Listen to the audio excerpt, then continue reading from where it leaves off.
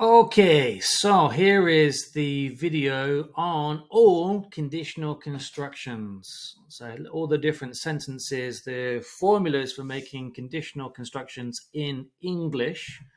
Let me just go into mini-me, get out of the way for this one. It's a video, so grab a pen, take your time and get ready with a pause button because there might be something you want to note down. If not, feel free to speed through it. Double the speed, go extra quick, why not?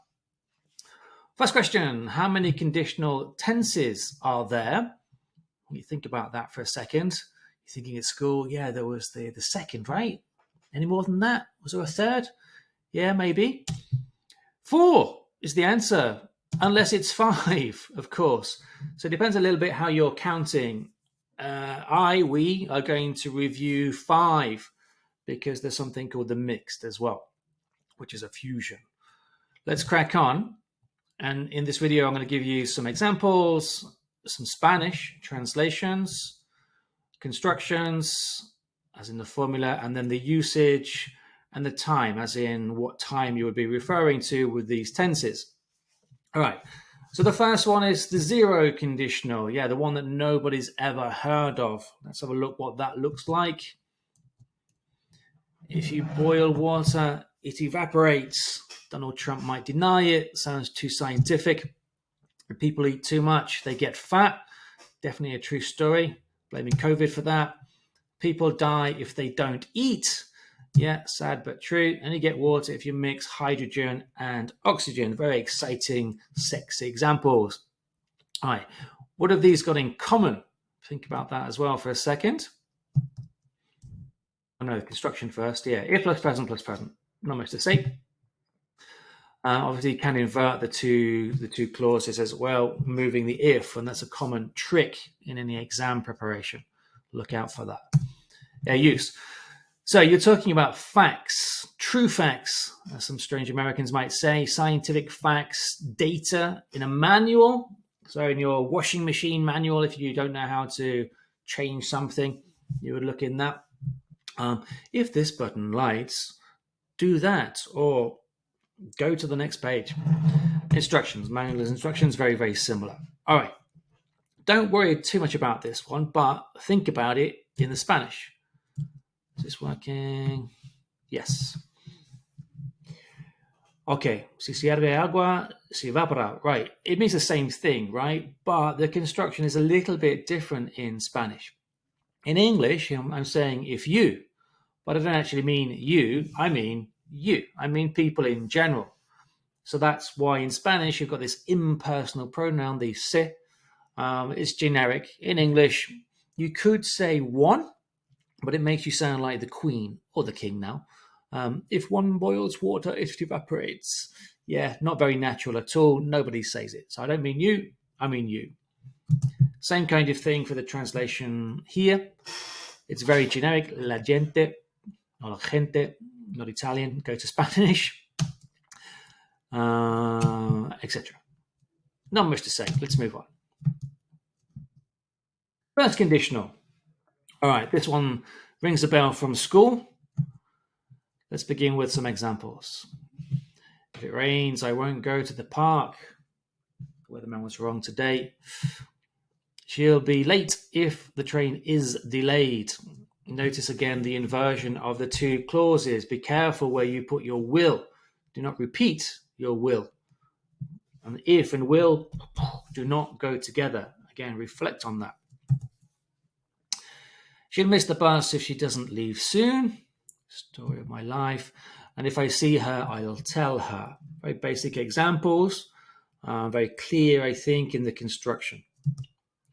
All right, what is the construction? If plus present future, which means will, right? Usage.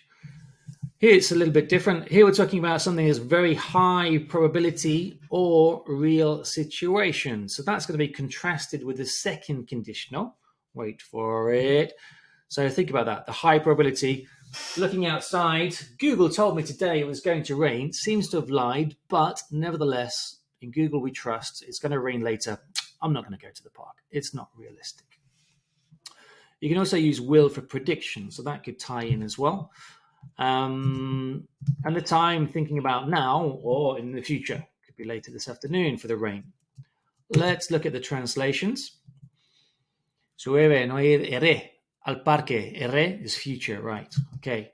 But also, at least colloquially, you might hear it said in a different way. So this is where it gets a little bit tricky if you're thinking in Spanish, because it's a little bit different. No voy a ir. I'm not going to go. You could say that. It's fine. It works. But it's a little bit different. This one doesn't translate so well. Llueve, no voy. Oh, no, that's the same. It should say, I'm not going to edit it, no voy al parque, which again, colloquially you could hear. But in English, you would need to use that future or some kind of future construction. All right. Similar kind of idea here. So in Spanish, you can sometimes use the future, sometimes use the present, and sometimes it's both. In English, we're more loyal to this construction, a little bit stricter, less flexible. So if in doubt, use that construction. You might want to reflect a little bit on that. I'm going quite quickly. Pause buttons are good. Second conditional. This is one, the main one, I guess, that you really need to get right. And then, time out. This is the one that makes the difference. If you mess this up, and people often do, you go down in the perception that you're creating for someone. So if you're speaking, let's say, quite fluently, good vocab, quite naturally, and then you mess this up, you lose points. Examiners will judge you on this if you mess this up. So this is the one you need to nail to get right. All right, examples. If I lived in Switzerland, I would learn to snowboard. Yeah, true story.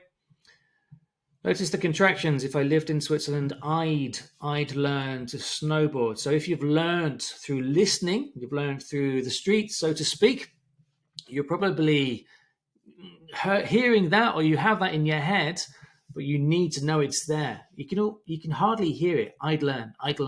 It's hardly there, but it is.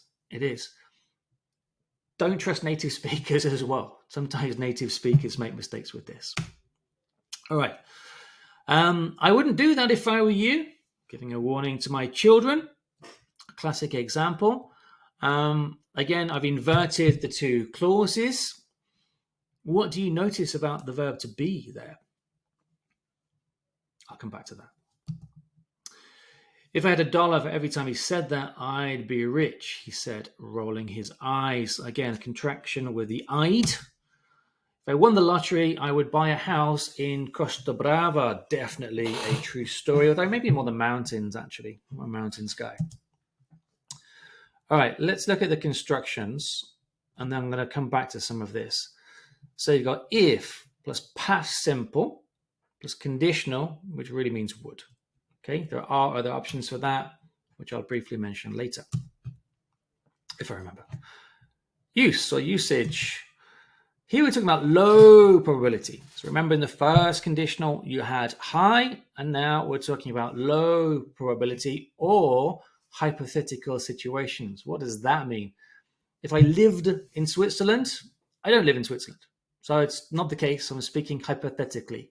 If I were you, well, that's kind of impossible. So it's a hypothetical situation. That's all it means. It works exactly the same in Spanish as well. So don't worry about it. Don't overthink it too much. Let's look at the time. Exactly the same. It's for the present or future. Okay. Let me go into the translations. So here, always in the way, Simon. Here you've got two possibilities in the first part, viviera and viviese. These two different constructions in Spanish. And then the aprendería. So in Spanish, you've got one word, aprendería, to say two words in English, would learn. This is why we construct things like Lego, because we don't have specific tenses. We compose words to make the tenses, if that makes sense. Okay. Anything else to add here? Don't think so. There's another slide that's connected to this. You'll see in a second. do that if I were you. All right, yeah, this is the one with the verb to be. What do you notice about the verb to be? I was, you were, he was, she was. Okay, you can actually use were in all persons. Okay, if I were you, it should be I was, right? But it's not. That's because it's something, well, it's the subjunctive. Like in Spanish, which you'll see in a second, it's one of the few subjunctive words we have and use in English. So I repeat, you can say I, you, he, she, he, we, da, da, da, were. You can use were for all persons in that construction in the second conditional. Yeah. Some purists will say it's incorrect to say if I was you. They are incorrect. You can slap them around the face like Batman. It is correct. There's a little bit of snobbery in this. Personally, I do prefer were, but both are correct. That's the translation. Nothing else to mention. Yeah, well, here in this one, you've got a kind of extended sentence. You've got a past simple in English. If I had $1, he said that. Yeah, so it's extended. This is an often complicated element. If you learn the simple formula, but then your conversation continues, you forget which tenses you need to use. So try and pay attention to that and think about the commas, which can help you. Again, it's a video. Pause, reflect, take notes. But I'm going to move on because I have time travel. Oh, we can't see that so clearly. So this is from Word Reference. This is here highlighting the different tenses that the guiris have to study. And in Spanish, you're more pure. You have one set of words for each construction. So the future, can I zoom in? Oh, no.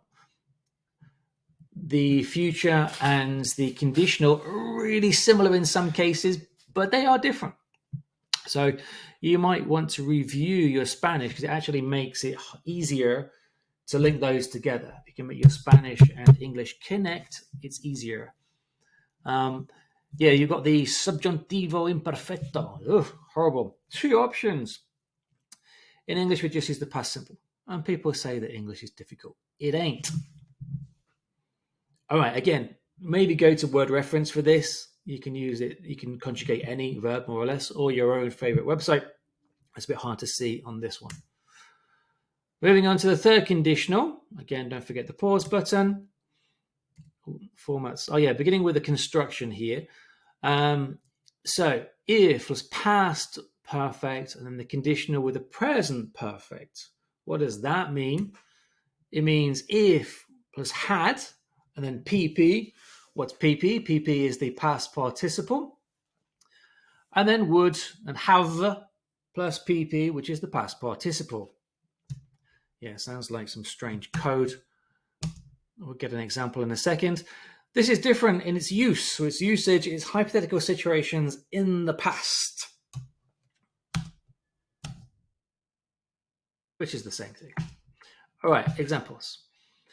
If I had studied German at school, I would have moved to Munich. Whew, what a mouthful. You can see and imagine, I think, instinctively think about it. In Spanish, it's not such a common construction, but it exists, especially in exams, and you need to know it at the kind of, advanced level, and maybe even the first certificate, to be honest, but definitely the advanced level. Again, contractions. If I'd studied German at school, so much more natural, I'd have moved to Munich. Notice there, actually, when I'm speaking, I'm not saying I'd have, I'm saying I'd have. Phonetically, I would have is becoming one word, I'd have.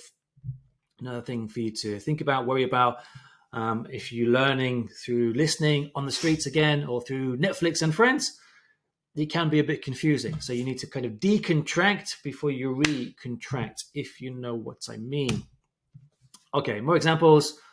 I would have been devastated if she had said no. Getting into kind of telenovela situation, and mind the contractions again.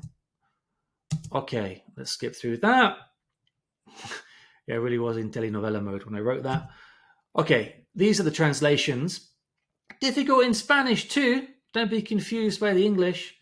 It's hard in Spanish as well. So what goes around comes around. Mudado. Yeah, okay. Moved house. Translocado, maybe. Yeah, you can read it. I don't need to read that for you. Pause it, think about it, connect it. It's a bit tricky. The biggest mistake here is to forget the have in the second clause. So people would say, first example, if I had studied German at school, because that's kind of the same, right? I would moved to Munich. They make the mistake of missing the have because it's not there clearly, at least in Spanish. It is actually there because the habría is your auxiliary, and the auxiliary is have, but it's in the conditional form. So again, in Spanish you've got one word, in English you've got two. You need to decontract, if you know what I mean. Pause button, rewind, go again, think, reflect. I'm moving on. This is a long video. Okay, so now we're on to the mixed conditional. Now, what's that? I can hear you say. Didn't study that at school, maybe. Let's have a look at the construction, first of all. So for the grammatically minded, it's ir plus past perfect plus conditional plus present. Not present perfect, but present. All right, what does that look like in normal words? Ir plus had and PP. What does PP stand for? And nothing to do with going to the bathroom. It's past participle. And then would plus the verb. Okay. Use. Hypothetical situations in the present or the future. So again, contrast that, rewind with the third conditional and even the second conditional, because that's what it is. It's a mix of the second and third conditional.